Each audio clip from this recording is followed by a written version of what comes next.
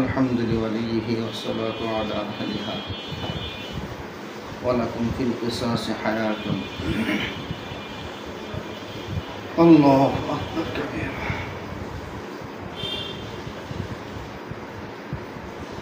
একটা ভিডিও দেখে মনের ভিতরে খুব খারাপ লাগছে, এই জন্য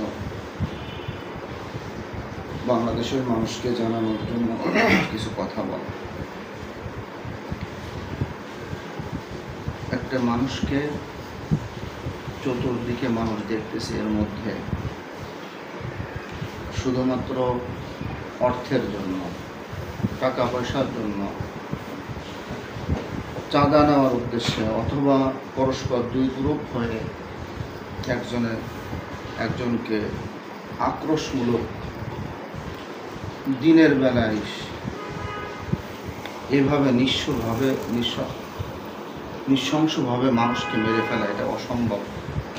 এটাও দেখতে হচ্ছে বাংলাদেশে। আজ 2025 সালে এসে সে রাসূলের আগমনের সময় জাহেলিয়াতের যে যুগ ছিল, সেই যুগকেও মনে হচ্ছে হার মানাইছে। আমার মনে হয় বর্তমান বাংলাদেশে জিনা, ব্যভিচার, মানুষ হত্যা, দুর্নীতি, এই সকল অপরাধের ক্ষেত্রে আল্লাহ তাআলার বিধানকেই প্রাধান্য দেওয়া। এই লোকটাকে যে নির্মমভাবে মিটফোর্ড হসপিটালের সামনে যে মারা হলো, এই হত্যার সাথে যারা সম্পৃক্ত,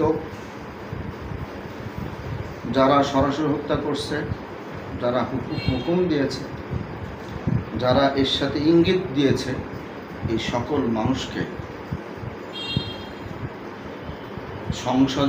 সংসদ ভবনের সামনে বাংলাদেশের যত মানুষ উপস্থিত করা যায়, সকল মানুষকে উপস্থিত করে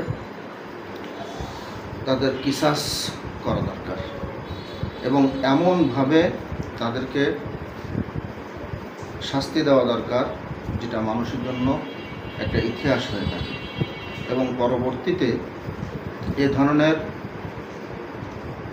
কাজ করার আগে কমপক্ষে 100 বার যেতে হবে।